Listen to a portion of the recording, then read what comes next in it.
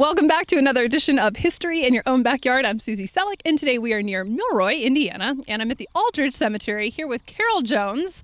Carol, welcome. Thank you. Glad to be here. Here, where are we? What is this great place? Okay, the land for this small cemetery, which is on the Orange-Anderson Township line in southwest Rush County, was donated by Nathan Aldridge as a burial ground. Nathan was born the 3rd of August in 1803 in Claremont County, Ohio. He was the son of John Simpson and Mary Lakin Aldridge, and he migrated here with his parents sometime before 1830. Carol, do you know what the oldest burial in this cemetery is? Yeah, the oldest burial is that of Rachel Stiers Aldridge. Rachel was the wife of Samuel Stiers and the sister of Nathan Aldridge, who donated the land. Rachel was buried here after her death on the 6th of March, 1826. And although we can't document where Nathan was buried, we can document that his wife, Nancy Kitchen Aldridge, was buried here when she died on the 17th of February in 1831. This is not a question I usually ask in cemeteries, but is there a tantalizing grave around here? Yes, the most tantalizing burial in this cemetery is Rohama Stiers. Rohama, according to family legend, which has not been proven, was that she was a Delaware Indian, and she was buried here after her death on the 13th of February in 1837.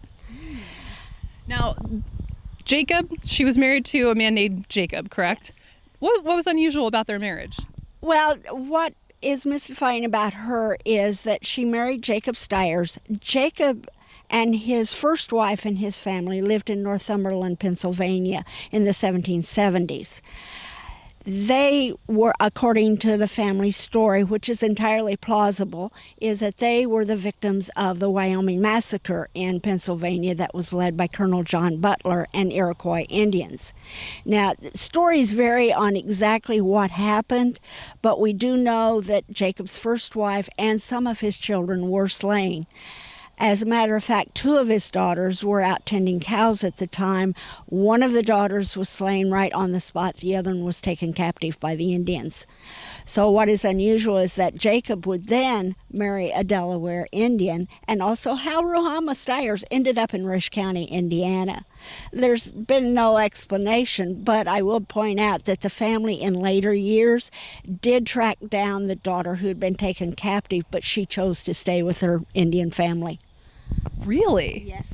That is very interesting. Yeah. Carol, I understand that there is a Revolutionary soldier buried here. Is that true? Yes, John Simpson Aldridge is buried here. He was born the 9th of February in 1761 in St. George's County, Maryland. He married Mary Lakin in Frederick County, Maryland in 1783, and they moved to Rush County via Claremont County, Ohio, sometime before 1830.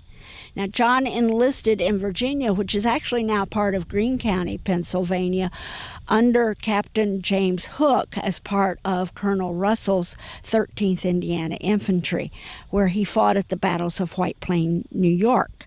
And when this unit was disbanded, he re-enlisted in 1777 under Captain Uriah Spring as part of Colonel John Gibson's 9th Indiana, where he fought at the Battle of Brandywine Creek in Chadds Ford, Pennsylvania, and wintered over at Valley Forge, where he would have certainly have seen George Washington and perhaps even talked to him.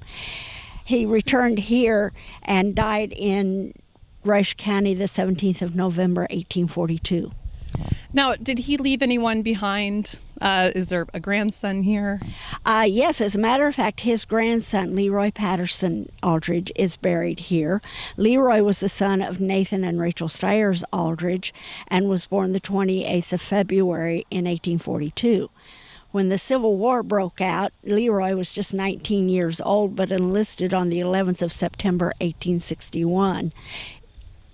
He was discharged in Washington, D.C. in 1864, but later on he was named a lieutenant of Company E of the 123rd Indiana Infantry, was discharged the second time in 1865.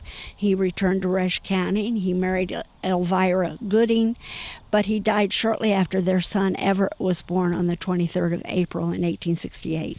So, Carol, are there any other soldiers buried here? Maybe one from the Civil War?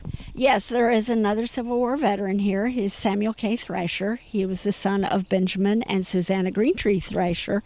He served with Company N of the 9th Indiana Cavalry, and he returned here where he died on the 14th of September, 1890, and his parents are also buried in this cemetery. Carol, is there anything that I haven't asked you yet, regarding the cemetery? Yeah, although many of the stones in this small cemetery are illegible, broken, or even missing, we have documented at least 38 burials in this small cemetery. And it's interesting to note that only one of the children of Jacob and Rohama Stiers is buried here, and that's Samuel Stiers, who was born the 13th of October in 1784 in Pennsylvania. He was a veteran of the War of 1812, and he was buried here when he died the 23rd of November, 1853. I understand that there is something else of interest, just maybe right down the road? Yeah, scattered across the United States are a series of concrete arrows. Most of these are found in remote areas or hard to access areas. Some are still in good condition, but most have been succumbed to the ravages of time and Mother Nature. These concrete arrows are the result of a fledgling aviation and U.S. air mail service. The early pilots used these ground-based landmarks to guide them in delivering the U.S. mail. Now, this worked very well during the day, but it grounded the pilots at night. So they built metal towers at the base of the arrows to guide the pilots at night. Now, obviously, with the advent of radio communications and radar, these arrows became obsolete. However, just down the road north of here is a concrete arrow to be found in Rush County, Indiana. Very cool.